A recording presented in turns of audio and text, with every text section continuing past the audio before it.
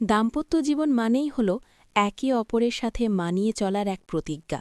এজন্যই বলা হয় বিয়ে আসলে দুটি মানুষের মধ্যে বোঝাপড়া আর সামঞ্জস্য স্থাপনের একটি সেতু। প্রতিটি বিবাহিত জীবনে এই বোঝাপড়াটা অত্যন্ত জরুরি। অনেক সময় পরিবারের পছন্দে বিয়ে হলেও সেই সম্পর্ককে নিজের করে গড়ে তোলার দায়িত্বটা দুজনেরই। আর্যন আর প্রিয়ার ক্ষেত্রেও তাই হয়েছিল। দুজনের পরিবারের মধ্যে দীর্ঘদিনের বন্ধুত্ব ছিল, আর সেই সূত্রে বিয়ের কথা চূড়ান্ত হয়। আর্যন একজন সফটওয়্যার ইঞ্জিনিয়ার, শহরের ব্যস্ত জীবনে অভ্যস্ত। প্রিয়া একটি ছোট্ট গ্রাম থেকে এসে কলকাতায় চাকরি করছে।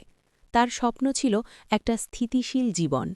কিন্তু বিয়ের পর থেকেই তাদের জীবনে একটা অদৃশ্য রহস্যের ছায়া পড়তে শুরু করল, যা কেউই আন্দাজ করতে পারেনি। বিয়ের দিনটা ছিল যেন একটা স্বপ্নের মতো। কলকাতার একটা বড় হলে অনুষ্ঠান হল, চারপাশে আত্মীয় স্বজনের হাসি আনন্দ। আর্জনের মা, যিনি প্রিয়াকে প্রথম দেখেই পছন্দ করেছিলেন, বলেছিলেন, বৌমা, তোমার মতো মেয়ে পেয়ে আমরা ধন্য। প্রিয়া লজ্জায় মাথা নিচু করে হেসেছিল। আর্জন তখন প্রিয়ার দিকে তাকিয়ে ভাবছিল, এই মেয়েটা কি সত্যিই তার জীবনের অংশ হয়ে উঠবে। বিয়ের পর প্রথম রাতে যখন তারা একা ঘরে এলো, আর্জনের মনে একটা অদ্ভুত উত্তেজনা কাজ করছিল। প্রিয়া লাল শাড়িতে সেজে বসেছিল বিছানায়। তার চোখে একটা অজানা ভয় মিশ্রিত কৌতূহল। কি ভাবছ? আর্জন জিজ্ঞাসা করল, তার গলায় একটা নরম সুর। প্রিয়া মাথায় নেড়ে বলল, কিছু না, শুধু ভাবছি জীবনটা কেমন হবে। সেই রাতে তারা অনেক কথা বলল, কিন্তু কিছু কথা অসম্পূর্ণ রয়ে গেল। আর্জনের মনে হল প্রিয়ার চোখে কোনো একটা গোপন কথা লুকিয়ে আছে, যা সে বলতে চাইছে না। কিন্তু সে ভাবল সময়ের সাথে সব খুলবে। পরের দিন সকালে তারা হানিমুনের জন্য দার্জিলিং রওনা হল। ট্রেনের কামরায় বসে প্রিয়া জানালার বাইরে তাকিয়েছিল। পাহাড়ের সবুজ দৃশ্য দেখে তার মুখে একটা হাসি ফুটে উঠল। আর্জন তার হাত ধরে বলল, এখন থেকে আমরা দুজন এক, কোনো রহস্য রাখব না, ঠিক আছে? প্রিয়া হেসে বলল, হ্যাঁ, কিন্তু কি রহস্য? আর্জন হাসল, কিন্তু তার মনে একটা ছোট্ট সন্দেহ জাগল। দার্জিলিং পৌঁছে তারা একটা ছোট্ট কটেজে উঠল। সেখানে প্রথম দিনগুলো ছিল যেন মধুর মতো মিষ্টি। সকালে চায়ের বাগানে হাঁটতে হাঁটতে প্রিয়া আর্জনের কাঁধে মাথা রাখল, আর আর্জন তার কোমরে হাত রেখে কাছে টেনে নিল। সেই মুহূর্তে তাদের মধ্যে একটা অদৃশ্য টান অনুভূত হল, যা শব্দে প্রকাশ করা যায় না। সন্ধ্যায় কটেজে ফিরে তারা একসাথে রান্না করল, হাসাহাসি করল। কিন্তু রাত হলে যখন আলো নিভিয়ে তারা কাছাকাছি এলো, প্রিয়ার শরীরে একটা অদ্ভুত কাঁপুনি অনুভব করল আর্জন। কি হয়েছে? সে ফিসফিস করে জিজ্ঞাসা করল। প্রিয়া চোখ বন্ধ করে বলল, কিছু না, শুধু ভয় লাগছে। সেই রাতে তারা কাছাকাছি থেকেও দূরত্ব অনুভব করল। কিন্তু সকালে উঠে প্রিয়া আর্জনকে জড়িয়ে ধরে বলল, আজ থেকে সব ঠিক হয়ে যাবে। আর্জনের মনে হল এটা কি কোনো দুষ্টু রহস্যের শুরু। দিনগুলো কাটতে লাগল। দার্জিলিংয়ের ঠান্ডা হাওয়ায় তারা একসাথে ঘুরে বেড়াল। একদিন বিকেলে তারা একটা ছোট্ট লেকের ধারে বসেছিল। প্রিয়া আর্জনের দিকে তাকিয়ে বলল, তুমি জানো, আমার অতীতে একটা কথা আছে যা আমি কাউকে বলিনি। আর্জন চমকে উঠল। কি কথা? প্রিয়া হেসে বলল, না, এখন না, পরে বলবো। সেই কথাটা আর্জনের মনে একটা অস্বস্তি জাগাল। সন্ধ্যায় ফিরে কটেজে তারা আবার কাছাকাছি এলো। এবার প্রিয়া আরও সাহসী হয়ে উঠল। তার হাত আর্জনের শরীরে ঘুরে বেড়াল, আর আর্জন তার ঠোঁটে চুমু খেল। সেই মুহূর্তে তাদের মধ্যে একটা গভীর বন্ধন গড়ে উঠল, যা শুধু ইঙ্গিতে বোঝা যায়। কিন্তু মাঝরাতে প্রিয়া উঠে বসল, তার চোখে অশ্রু। কি হয়েছে? আর্জন জিজ্ঞাসা করল। প্রিয়া বলল, একটা স্বপ্ন দেখলাম, যেখানে কেউ আমাকে ডাকছে। আর্জন তাকে জড়িয়ে ধরে বলল, সব ঠিক হয়ে যাবে। কিন্তু তার মনে সন্দেহ বাড়ল। এটা কি প্রিয়ার অতীতের কোনো ছায়া? হানিমুন শেষ হয়ে তারা কলকাতায় ফিরল। নতুন ফ্ল্যাটে জীবন শুরু হল। আর্জন অফিসে ব্যস্ত, প্রিয়া তার চাকরিতে। কিন্তু সন্ধেয় ফিরে তারা একসাথে সময় কাটাত। একদিন রাতে রান্নাঘরে প্রিয়া রান্না করছিল, আর্জন পিছন থেকে তাকে জড়িয়ে ধরল। প্রিয়া হেসে বলল, দুষ্টু কোথাকার। সেই মুহূর্তে তাদের মধ্যে একটা খেলা শুরু হলো, যা শুধু দুজনের মধ্যে রয়ে গেল। কিন্তু পরের দিন সকালে প্রিয়ার ফোনে একটা অজানা নম্বর থেকে কল এলো।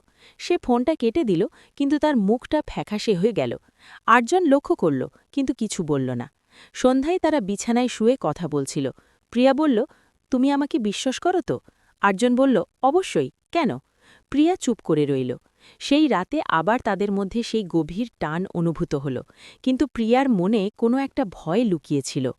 দিন কয়েক পর আর্জনের অফিস থেকে একটা পার্টি ছিল। প্রিয়া সেজে গেল তার সাথে। পার্টিতে সবাই তাদের জুটিকে প্রশংসা করল, কিন্তু সেখানে একটা লোক এসে প্রিয়ার সাথে কথা বলল, যার নাম ছিল রাহুল। কতদিন পর দেখা, রাহুল বলল। প্রিয়া অস্বস্তিতে বলল, হ্যাঁ, অনেক দিন। আর্জন লক্ষ্য করল প্রিয়ার চোখে একটা অজানা আতঙ্ক। বাড়ি ফিরে আর্জন জিজ্ঞাসা করল, কেও? প্রিয়া বলল, পুরনো বন্ধু, কিছু না। কিন্তু আর্জনের মনে সন্দেহ বাড়ল। সেই রাতে যখন তারা কাছাকাছি এলো, প্রিয়া আরও আবেগপ্রবণ হয়ে উঠল, যেন সেই রহস্যকে ভুলতে চাইছে।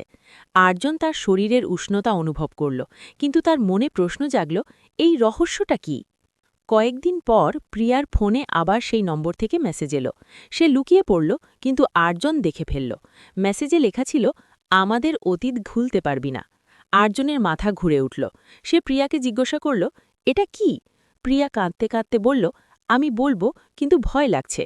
সেই মুহূর্তে আর্জন তাকে জড়িয়ে ধরল, কিন্তু তার মনে একটা ঝড় উঠল। কি এই রহস্য? কেন প্রিয়া এত ভয় পাচ্ছে? তাদের দাম্পত্য জীবনের এই সেতু কি ভেঙে পড়বে? পরের দিন সকালে প্রিয়া আর্জনকে সব বলতে চাইল।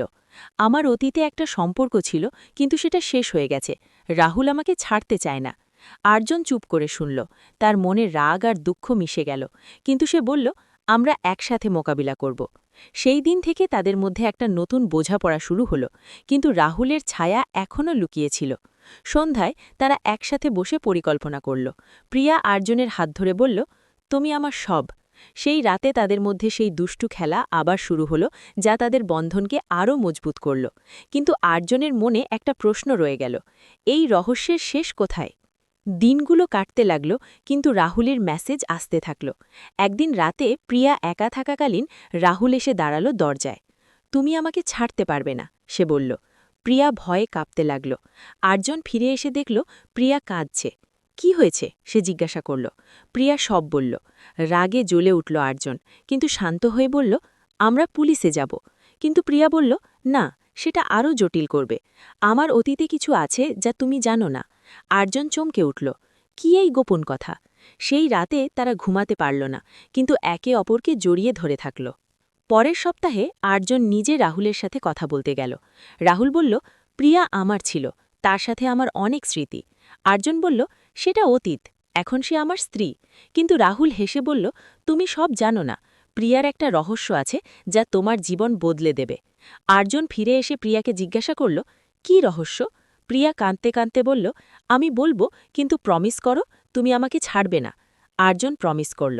প্রিয়া বলল, আমার অতীতে রাহুলের সাথে একটা সম্পর্ক ছিল, আর সেখানে একটা ভুল হয়েছে যা আমি লুকিয়ে রেখেছি। কিন্তু ঠিক কী সেই ভুল প্রিয়া বলতে পারল না। সেই মুহূর্তে তাদের মধ্যে একটা দূরত্ব অনুভূত হল, কিন্তু আর্জন তাকে কাছে টেনে নিল। সেই রাতে ঘরের আলো নিভিয়ে দেওয়া হয়েছিল, কিন্তু ঘুম আসছিল না কারোরই। প্রিয়া আর্জনের বুকে মুখ গুজে ফিসফিস করে বলল, যা শুনবে তারপরও যদি আমাকে তোমার লাগে তবেই বলবো। আর্জন তার চুলে আঙুল বুলিয়ে দিয়ে শুধু বলল, বলাগবে, বলো। প্রিয়া গভীর নিঃশ্বাস নিল। রাহুলের সঙ্গে আমার সম্পর্ক যখন ছিল তখন আমরা কলেজে পড়ি। রাহুলের বাবা ছিলেন বড় ব্যবসায়ী। আমি গ্রামের মেয়ে, স্বপ্ন দেখতাম বড় শহরে পড়াশুনো করে নিজের পায়ে দাঁড়াব। রাহুল আমাকে সেই স্বপ্ন দেখিয়েছিল। কিন্তু একদিন রাতে আমরা দুজনে একটা পার্টিতে গিয়েছিলাম। অনেকটা মদ খাওয়া হয়েছিল। আমি প্রায় অজ্ঞান। তারপর যা হয়েছিল আমার স্পষ্ট মনে নেই, কিন্তু সকালে উঠে দেখি আমার শরীরে আঘাতের দাগ, আর রাহুলের ফোনে কিছু ছবি, যে ছবিগুলো আমি কখনো তুলতে দিইনি। সে বলেছিল, এগুলো আমাদের মধ্যে থাকবে, কাউকে বললে তোর জীবন শেষ। আমি ভয়ে চুপ করে গিয়েছিলাম। তারপর আমি ওকে ছেড়ে দিই, কিন্তু ছবিগুলো তার কাছে আছে। এখন আমাদের বিয়ের কথা হলো, তখন সে আবার ফিরে এসেছে। বলছে ছবি ডিলিট করবে না যতক্ষণ না আমি তার কাছে ফিরে যাই। আর্জনের শরীর শক্ত হয়ে গেল। রাগে তার হাত কাঁপছিল, কিন্তু সে নিজেকে সামলে নিল। ছবিগুলো কোথায়? ওর ক্লাউডে, আর একটা পেনড্রাইভে। ও বলেছে আমি না গেলে সবাইকে পাঠিয়ে দেবে। আমার বাবা মা, তোমার পরিবার, সবাই দেখবে। আর্জন চুপ করে রইল কিছুক্ষণ। তারপর প্রিয়ার কপালে একটা চুমু খেয়ে বলল, তুমি আর একা নও, আমি আছি। পরের দিন সকালেই আর্জন তার এক বন্ধুকে ফোন করল। সেই বন্ধু অভিষেক সাইবার ক্রাইমে কাজ করে। আর্জন পুরো ঘটনা বলল। অভিষেক বলল, এটা ব্ল্যাকমেল। আমরা রিপোর্ট করলে ওর বিরুদ্ধে কেস হবে, কিন্তু ছবিগুলো যদি ইতিমধ্যে নষ্ট না করা হয় তাহলে লিক হবার ভয় থাকবে। আমাদের আগে ছবিগুলো উদ্ধার করতে হবে। আরিয়ান আর প্রিয়া একসঙ্গে প্ল্যান করল। প্রিয়া রাহুলকে মেসেজ করল, আমি তোমার সঙ্গে দেখা করব, শুধু তুমি আর আমি, ছবিগুলো ডিলিট করার শর্তে। রাহুল রাজি হয়ে গেল। মিটিং ফিক্স হল একটা কফি শপে সন্ধে 7টায়। কফি শপে প্রিয়া গেল। আরিয়ান আর অভিষেক দূরে একটা টেবিলে বসেছিল। রাহুল এসে প্রিয়ার সামনে বসল। তার হাতে একটা ছোট্ট পেন ড্রাইভ। এটাই শেষ কপি, তুই আমার সঙ্গে এক রাত কাটাবি, আমি এটা তোকে দিয়ে দেব, আর ক্লাউড থেকেও ডিলিট করে দেব। প্রিয়ার গা ঘিন ঘিন করে উঠল। সে মাথা নাড়ল, না, আমি শুধু ছবি চাই। রাহুল হাসল, তাহলে ভুলে যা। ঠিক তখনই আরিয়ান উঠে এলো। রাহুল চমকে গেল। আরিয়ান শান্ত গলায় বলল, পেনড্রাইভটা দে, নইলে এখানেই পুলিশ এসে যাবে, আমরা সব রেকর্ড করছি। রাহুলের মুখ ফ্যাকাশে হয়ে গেল। সে বুঝল, খেলা শেষ। পেনড্রাইভটা টেবিলে রেখে উঠে চলে গেল। সেই রাতেই অভিষেকের সাহায্যে রাহুলের ক্লাউড অ্যাকাউন্ট হ্যাক করে সব ছবি ডিলিট করা হল। পেনড্রাইভ ভেঙে ফেলা হল। পরদিন সকালে সাইবার ক্রাইমে কেস ফাইল হল। রাহুলের বিরুদ্ধে ব্ল্যাকমেইল ও রিভেঞ্জ পর্নের চার্জ পড়ল। কেস চলাকালীন প্রিয়া ভয়ে ভয়ে ছিল, কিন্তু আরিয়ান তার পাশে দাঁড়িয়ে রইল। সে প্রিয়াকে বলল, তোমার অতীত যাই হোক, তুমি আমার বর্তমান আর ভবিষ্যৎ, আমি তোমাকে একটুও দোষ দেব না, তুমি শিকার ছিলে। আদালতে যখন রায় হল, রাহুলের ৩ বছরের জেল হল। প্রিয়া কাঁদছিল, কিন্তু এবার ভয়ের কান্না নয়, মুক্তির কান্না। সেই রাতে বাড়ি ফিরে দুজনে অনেক দিন পর আবার শুধু দুজনেই রইল। ঘরের আলো মৃদু, বাইরে হালকা বৃষ্টি। আরিয়ানের শার্টের বোতাম খুলতে খুলতে বলল, আজ আমি কাউকে ভয় পাই না, আজ আমি শুধু তোমার। আরিয়ান তার কোমর জড়িয়ে ধরে ফিসফিস করল, আর আমি চিরকাল তোমার। তুমি যেমন আছো তেমনটাই আমার চাই। তারপর অনেক রাত অবধি ঘরে শুধু দুটো হৃদয়ের ধুকপুকানি আর বৃষ্টির শব্দ মিশে গেল। কোনো ভয় নেই, কোনো রহস্য নেই, শুধু দুটো মানুষ, যারা একে অপরের মধ্যে নিজেদের খুঁজে পেয়েছে। কয়েক মাস পর প্রিয়ার পেটে নতুন অতিথির আগমনের খবর এলো। আরিয়ান তার পেটে কান লাগিয়ে বলল, এই দেখ, আমাদের সেতুটা আরও মজবুত হয়ে গেল। প্রিয়া হেসে বলল, এবার আর কোনো রহস্য রাখব না, শুধু ভালোবাসা। দাম্পত্য জীবন সত্যিই একটা সেতু, কখনো কাঁপে, কখনো ভাঙতে বসে, কিন্তু যদি দুজনে দুজনের হাত শক্ত করে ধরে রাখে, তাহলে কোনো ঝড়ই সেই সেতু ভাঙতে পারে না।